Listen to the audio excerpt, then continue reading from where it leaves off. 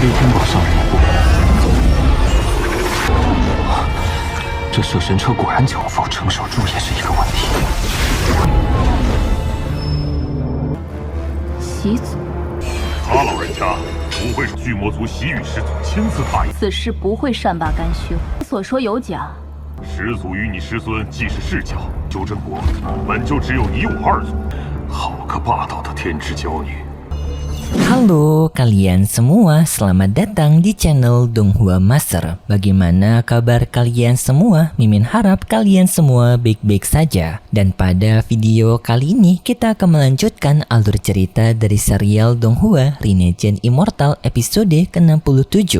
Dan sebelum kita masuk ke cerita terbaru, mari kita sedikit mengingat cerita sebelumnya, yang dimana pada cerita sebelumnya Walin bertemu dengan Sule, yaitu anggota dari Sekte Daluo yang ingin mengajak kepada Walin untuk bekerja sama mendapatkan harta karun peri. Dengan Sule akan mendapatkan pedang peri, sedangkan Walin diberikan bayaran berupa sebuah batu giok untuk melindungi dari penghalang yang berada di dunia peri, dan juga sebuah token kayu yang dapat memurnikan esensi kekuatan roh, dan Walin menerima tugas tersebut. Mereka pun kemarin langsung bekerja sama untuk menghadapi makhluk dari makanan roh, yaitu binatang peri yang memiliki kekuatan yang sangat buas, yang pada akhirnya di sana Sule menggunakan sebuah teknik untuk membekukan semuanya yang berada di jangkauannya, yang sampai membuat Walin juga ikut membeku. Untungnya Walin memiliki kekuatan domain dari boneka kayunya, membuat Walin bisa keluar dari teknik esnya Sule, dan langsung Walin mencoba untuk mendapatkan harta peri berupa token emas, dan Walin mendapatkan hadiah tersebut. Tetapi Sule ia gagal karena sang monster peri telah keluar dari jebakan esnya Sule dan langsung menyerang Sule, dan Sule langsung juga menggunakan teknik peledakan diri, seketika membuat dunia peri itu hancur, dan Walin dengan segera keluar dari dunia peri.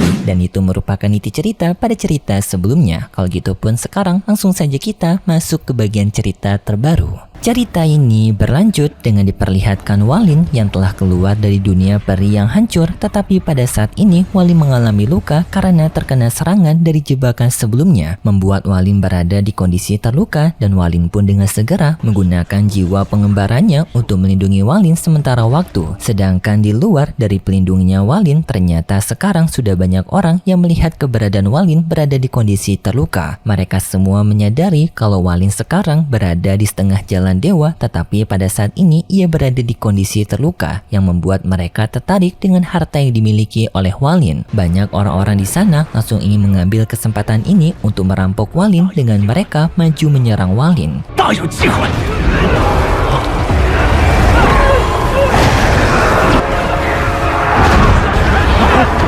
Tetapi mereka semua tak mampu untuk mendekati Walin karena jiwa pengembara Walin yang melindungi Walin mencegah mereka untuk bisa masuk. Dan juga Walin sendiri berada di kondisi terluka parah karena jiwanya mengalami kerusakan, dan Walin berusaha secepat mungkin untuk bisa memulihkan dirinya sebelum adanya bahaya yang datang. Tetapi tak lama kemudian tiba-tiba saja adanya suku troll yang datang ke tempat mereka, dengan orang itu memiliki ciri-ciri berkulit biru yang bernama Cuhui. Di sini Cuhui kagum dengan kekuatannya Walin. Ia pun mengajak kepada Walin untuk berbicara. Sambil di sini mereka saling berkenalan satu sama lain. Yang di sini Cuhui bertanya mengenai namanya Walin dan juga dari mana Walin berasal. Walin pun menggunakan nama palsunya yaitu Zhengniu, dan juga Walin berbohong kalau ia berasal dari negeri Suzaku tingkatan kelima, yang seketika pun membuat Cuhui menjadi sangat kaget karena ia tahu Walin masih sangat muda tetapi keterampilannya sudah sangat hebat. Bahkan sekarang telah berada di jalan setengah dewa dan juga mampu mengendalikan jiwa pengembara dengan jumlah yang sangat banyak. Hal ini pun membuat Cuhui merasa kagum kepada Walin, dan di sini Cuhui mengajak kepada Walin untuk berbicara santai. Yang di sini Walin pun menerima ajakan tersebut dengan Walin menghilangkan pelindungan dari para jiwa pengembara.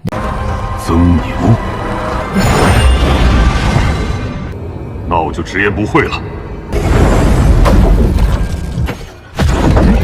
Dan setelah itu pun Chuhui mengeluarkan teknik dindingnya untuk mencegah adanya orang lain yang dapat mendengarkan pembicaraan mereka. Setelah itu pun Chuhui memberikan sebuah token kepada Walin. Chuhui mengatakan karena Walin merupakan seorang kultivator, Walin pastinya bisa untuk membaca token tersebut. Walin melihat token giok tersebut yang di dalam sana Walin melihat sebuah pemandangan yang berada di dunia peri seperti berada di tempat tersembunyi. Yang di sini membuat Walin cukup terkejut karena adanya sebuah harta berupa peti kotak mati yang terbuat dari batu giok peri dan juga adanya 3 pedang yang mengambang di atas udara. Hal ini pun membuat Walin cukup kaget karena tak menyangka adanya harta seberharga ini di dunia peri. Chihu menjelaskan kepada Walin dirinya bisa menemukan lokasi harta karun ini karena dirinya mendapatkan informasi dari seniornya dulu yang pernah memasuki dunia peri, dan dengan segera sang seniornya menggunakan segel larangan untuk mencegah adanya orang lain yang dapat menemukan tempat tersebut. Tetapi seniornya Chihu sendiri tak berani untuk bisa memasuki tempat tersebut karena tempat itu yang memiliki segel larangan dan juga pelindungan yang sangat ketat. Bahkan banyak juga binatang peri yang melindungi tempat tersebut yang membuat seniornya Chihu tak memiliki keberanian untuk mencobanya sendiri mendapatkan harta karun di dunia peri itu. Dan informasi itu telah dicatat oleh seniornya Chihu dan lalu catatan itu diberikan kepada juniornya yaitu Chihu ini. Dan Chihu ingin meminta bantuan kepada Walin untuk bekerja sama mendapatkan harta karun di dunia peri itu. Walin yang mendengar itu merasa tertarik dengan tawarannya Chihu, tetapi Walin bertanya, apakah kau sangat percaya diri hanya menggunakan 2 orang saja untuk masuk ke dalam tempat yang sangat berbahaya? Chihu menjawab mereka tidak akan pergi berdua karena Chihu ternyata telah mengajak orang lain yang juga telah menyetujui untuk ikut bersama dengan Chihu mendapatkan harta karun tersebut. Dan Chihu berjanji jika Walin menerima kerjasama ini maka Chihu akan membagikan harta karun tersebut seadil-adilnya. Yang di sini Walin percaya dengan perkataan Chihu karena Walin bisa merasakan perasaan tulusnya Chihu. Di sini Chihu tak memaksa Walin untuk memutuskan secara langsung. Yang di sini Chihu memberikan waktu kepada Walin selama 1 bulan untuk memikirkannya. Serta di sini Chihu memberikan sebuah token kepada Walin jika Walin setuju untuk bekerja sama dengan mereka, maka Walin bisa menggunakan token itu untuk mencari keberadaan Chihu yang nantinya mereka akan langsung mencoba untuk mendapatkan harta karun itu. Dan setelah itu Chihu berpamitan pergi meninggalkan Walin serta pesan terakhirnya Chihu ia berharap kepada Walin menerima tawaran ini. Setelah itu pun Chihu pergi dari sana. Setelah berpisah dengan Chihu, Walin pun kembali melanjutkan penyembuhannya dengan di sini Walin kembali lagi mengeluarkan jiwa pengembara untuk melindungi dirinya. Singkat cerita, beberapa hari telah berlalu, kini kondisinya Walin telah membaik dan setelah itu Walin mencoba untuk melihat 2 harta karun yang telah ia dapatkan di tempat dunia peri ini. Pertama, adanya sebuah slip giok peri, yaitu harta yang pertama kali didapatkan oleh Walin yang mengandung esensi dari spiritual dewa peri. Dan untuk harta kedua merupakan sebuah harta yang bentuknya seperti perisai emas yang sebelumnya telah Walin dapatkan waktu bersama dengan Sulei. Di sini Walin melihat harta ini menyadari kalau harta ini bukanlah sebuah senjata. Walaupun bentuknya seperti perisai, tetapi Walin tak merasa senjata ini merupakan perisai. Walin pun mencoba untuk melihat di dalam sana dan ternyata harta itu merupakan sebuah tempat penyimpanan slip giok dengan jumlah yang sangat banyak. Dan di sana Walin bertemu dengan orang yang telah membuat harta ini, lebih tepatnya merupakan tubuh spiritual yang menyampaikan pesan terakhir. Artinya ia bukanlah makhluk hidup yang dapat berbicara langsung kepada Walin, tetapi merupakan rekaman spiritual.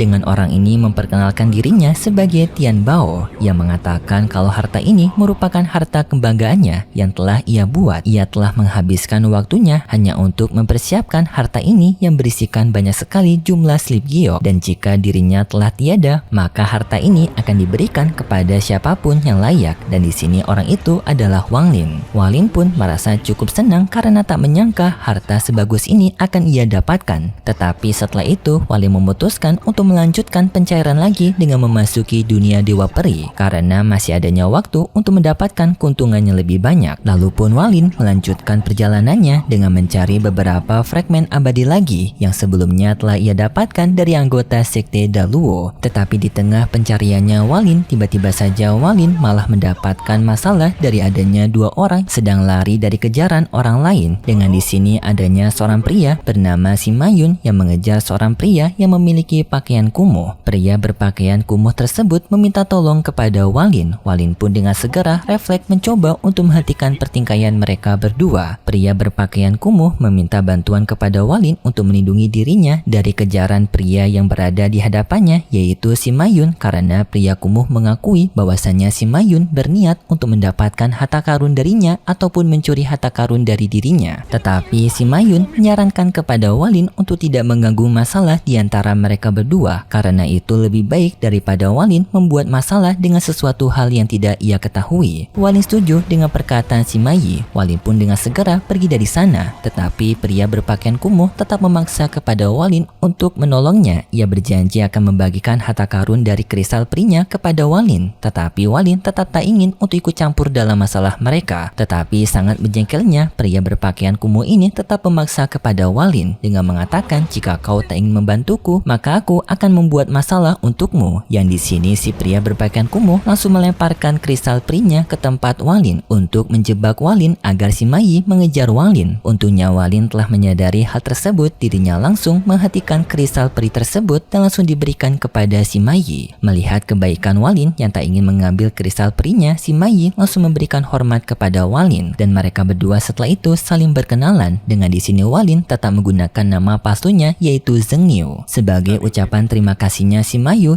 menyarankan kepada Walin untuk tidak melakukan pencarian harta karun fragmen peri di tempat ini karena dirinya sudah mencari full dan tak menemukan harta lain lagi. Jadi tempat ini sekarang merupakan tempat yang kosong. Lebih baik Walin mencari di tempat yang lain. Tetapi sebelum di sini mereka berpisah, Simayu menawarkan kepada Walin untuk menukarkan peta-peta yang telah mereka dapatkan. Jadi untuk memperluas jangkauan mereka pencarian harta karun ini, Walin yang mendengar itu tertarik. Walin pun mengeluarkan slip gioknya dan memperlihatkan peta-peta dari berbagai wilayah yang telah ia jelajahi. Simayu juga mengeluarkan peta miliknya. Yang di sini Walin melihat petanya Simayu cukup kaget karena peta dimiliki Simayu cukup banyak dan Simayu pun menawarkan kepada Walin untuk melakukan pertukaran satu sama lain yang agar untuk mempercepat pencarian harta karun mereka. Walin menerima tawaran tersebut. Setelah itu pun mereka saling bertukaran slip giok peta harta karun dan Simayu juga menawarkan kepada Walin jika Walin nantinya memiliki waktu kosong untuk menemui dirinya lagi. Dan setelah itu pun Simayu pergi dari sana untuk mengejar sang pencuri yang berpakaian kumuh sebelumnya. Kemudian pun Walin melanjutkan pencarian harta karunnya sampai Walin menemukan sebuah gua yang sesuai dengan peta dari sekte Daluo merupakan tempat penyimpanan harta karun dari slip giok peri sebelumnya. Walin pun memasuki gua tersebut yang di dalam gua itu Walin langsung menggunakan akal divanya untuk mencari tahu di mana lokasi dari harta karun tersebut sampai pada akhirnya Walin menemukan sebuah tempat yang Walin pun dengan segera pergi memasuki tempat itu. Di dalam tempat tersebut Walin bisa menemukan adanya sebuah dinding yang merupakan tempat penyimpanan harta karun itu yang memiliki simbol seperti slip giok emas. Walin pun menaruh slip giok emas itu yang seketika tempat tersebut mengalami perubahannya sangat drastis sampai membawa Walin ke sebuah tempat penyimpanan harta karun yang ternyata harta karun yang telah disembunyikan oleh slip giok emas itu merupakan sebuah persenjataan binatang celestial. 这就是色神车，栩栩如生，状若神人。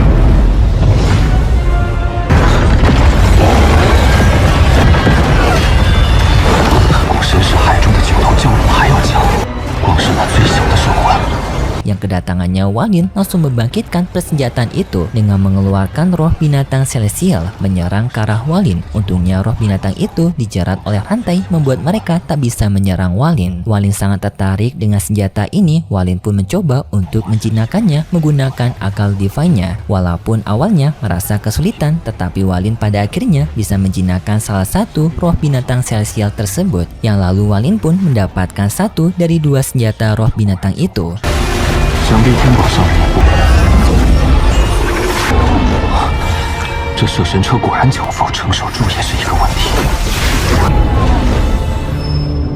Selanjutnya Walin mencoba untuk mendapatkan yang kedua dan keduanya juga ternyata dapat diambil oleh Walin dengan mudah. Walin pun merasa sangat beruntung karena tak menyangka dirinya akan mendapatkan harta yang sangat menakjubkan dalam petualangan dunia peri ini, membuat Walin merasa puas dengan apa yang ia dapatkan sekarang. Dan karena sekarang waktu pertemuan yang ditawarkan oleh Cihu sebelumnya telah dekat, Walin pun memutuskan untuk menerima tawaran tersebut. Kemudian pun kita berpindah ke tempatnya Cihu yang telah menunggu di tempat penungguannya.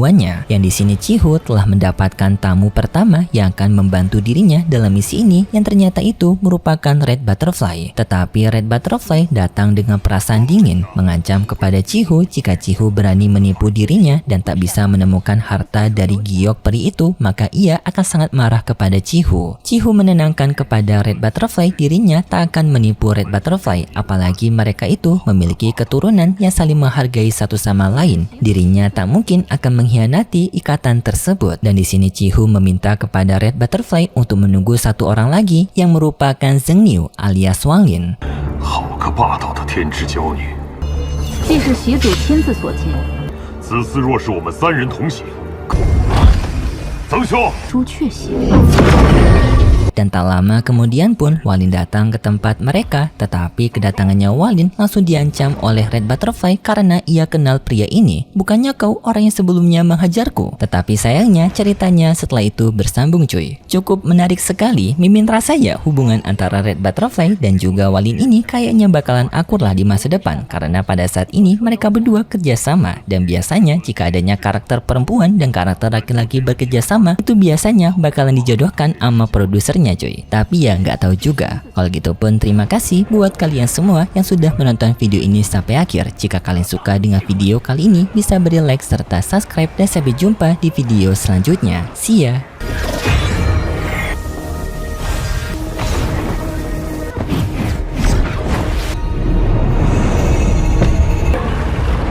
拿走天宝山，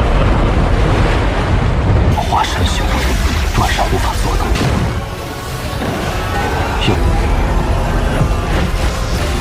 想必天宝上人也不